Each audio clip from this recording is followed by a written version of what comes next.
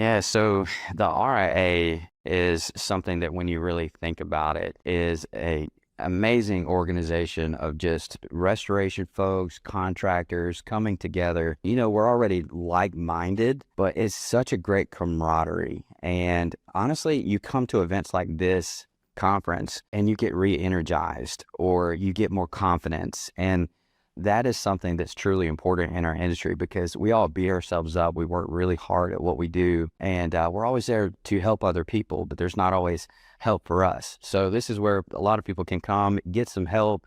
That confidence is a huge thing. And there's so many people at the RIA, especially the instructors for the special designations, that pour so much into you. And they actually told me something, and this is the main point of why the RIA is important to me. And they were like, listen, if you're going to get a lot out of the RIA, you need to pour some back into it. And then another one said something along the lines of, you always continually should be learning. And if you finally reach that point where you think you're at the pinnacle and you've reached as high as you can go, it's time to get out of the industry, if that's how you feel, because you should always be learning, always be growing, and then help others out.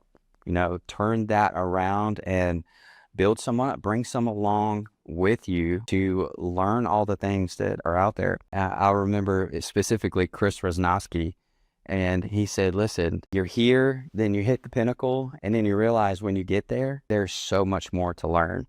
You got to keep going. There's a lot more to it. And I truly feel that it doesn't matter how much education or how many certificates you have on the wall, there's a lot more to it. Involvement is huge. I remember my very first RIA, and you had people walking up on stage and getting penned for this thing called the Certified Restorer. And you're like, wow, what is that? I have no clue. And then you start to learn it. And now that the program has changed, there's so many opportunities for educational involvement to really learn and grow and do all the things that we should be doing. And part of the way of getting involved is taking all of those different special designations or all the prerequisites through ICRC or the RIA. But something for me specifically, and I know we discussed this a little bit, was healthcare.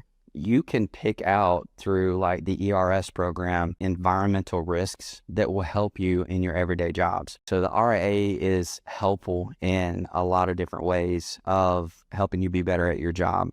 Another way to get involved is, and that's something I'm looking to get involved with now, is be on a board, be on a committee, review a formal report, which is something I get to partake in to help the next group of individuals. And I'm still new in the program, so it's not like I've been doing it for 20 years, to become those certified restorers, if you will, through the 4-pillar designations. So pretty excited to where the future is going and what's next. I'm ready to get more involved, and I'm talking to the right people to do that.